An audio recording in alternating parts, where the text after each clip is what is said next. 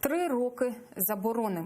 26 квітня 2016-го підконтрольний Росії Верховний суд анексованого Криму визнав Меджліс екстремістською структурою і заборонив його діяльність на території окупованого півострова. Відтоді офіс Меджлісу знаходиться в Києві, а його лідери виборюють на світових майданчиках та у міжнародних судах право на відновлення діяльності в Криму. Міжнародний суд ООН 2017-го підтримав кримсько-татарський народ і зобов'язав Кремль скасувати свою заборону. Проте Москва рішення суду у Гаазі ігнорує, навіть попри кількаразові звернення міжнародної судової структури. Подробиці у сюжеті.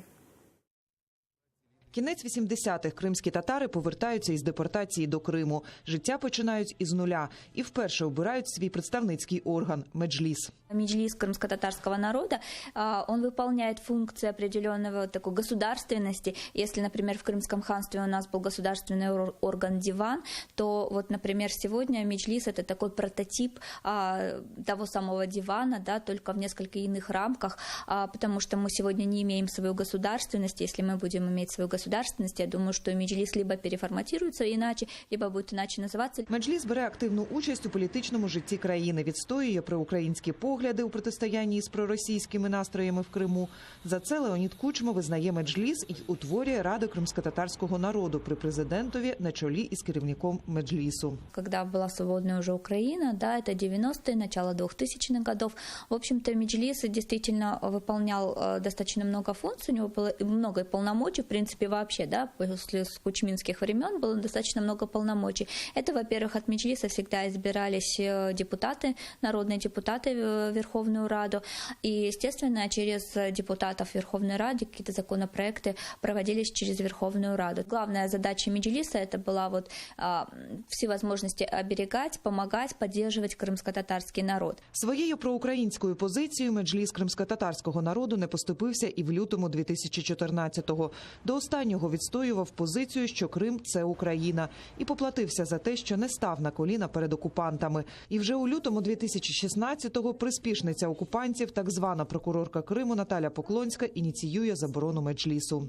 Я вам вручаю копии документов, заявление в Верховный суд Республики Крым о запрете деятельности общественного объединения Меджлиса крымско-татарского народа. Всі так звані судові процедури окупаційні служки Феміди у Криму провели вкрай швидко, менше ніж за 3 місяці. Прагнули скоріш позбутися Меджлісу, який ніяк не визнавав юрисдикції Росії у Криму. Навіть прапор України на будівлі Меджлісу не знімали. 26 квітня суд дав очікуваний вердикт. Суд решил административно-исковое заявление прокурора Республики Крым в интересах Российской Федерации неопределенного круга лиц удовлетворить, признать объединение, именуемое Меджлис крымско-татарского народа, экстремистской организацией и запретить его деятельность. А ще через 5 місяців Верховний суд Росії відхиляє апеляцію Меджлісу. На той час минуло вже 2 роки, як заборонили в'їзд до Криму лідеру кримсько-татарського народу Мустафі Джемілєву. Заступники голови Меджлісу Ахтем Чийгоз і Ільмі Умеров знаходились за ґратами. А забороною представницького органу кримських татар окупанти намагаються розправитися з усім народом, залишивши його без ідеологічного орієнтира. Неправомерне и преступное решение оккупационного суда ни в коей мере не означает о том, что Меджлис крымско-татарского народа не будет дальше выполнять свои функции, свои обязательства, которые на него возложены кримсько-татарським народом. Меджліс переїжджає до Києва і вже в столиці починає активну боротьбу за представницький орган. В Україні, на світових майданчиках і в міжнародних судах вдається довести. Заборона Меджлісу – це нові репресії проти кримсько-татарського народу. Мустафа Джемілєв, Арифа Чубаров депортированы из родной земли. Заместитель председателя Меджлиса Ахтем Чийгоз 2 года и 3 месяца находится под арестом в застенках ФСБ. 25 мая член Меджлиса Эрвин Ибрагимов был похищен в Бахчисарае. Он не найден до настоящего времени. 12 были найдены мертвыми зверскими пытками. Коренные крымские татары все больше и больше чувствуют себя под угрозой. Навесні 2017 року Міжнародний суд ООН виносить вердикт щодо скасування заборони Меджлісу. Але Кремль не зреагував, хоча прес-секретар Путіна Пєсков і заявляє, що Росія визнає міжнародне рішення. Так само Росія ігнорує всі міжнародні звернення, резолюції та декларації. Я просто впевнений в тому, що коли буде зачитуватися звинувачення на адресу Путіна, на адресу інших вищих політиків Росії, взагалі на адресу Росії на міжнародному трибуналі, оцей злочин, заборона Меджлісу, він буде у перших рядках. Росія після заборони Меджлісу лише посилила репресії проти корінного народу. За даними правозахисників, у 2018 році кількість порушень прав кримських татар зросла у кілька разів.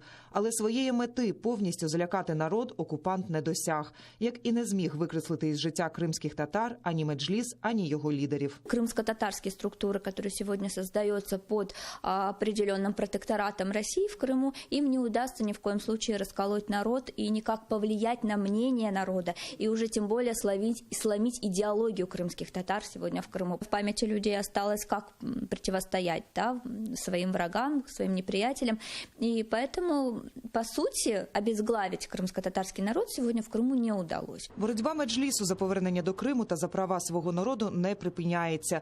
В червні 2019-го має розпочатись слухання в Міжнародному суді ООН в Гаазі щодо порушення Росією Міжнародної конвенції про боротьбу з фінансуванням тероризму та Міжнародної конвенції про ліквідацію усіх форм расової дискримінації. Вікторія Бойка, Іслам Пінка, Заман, АТР.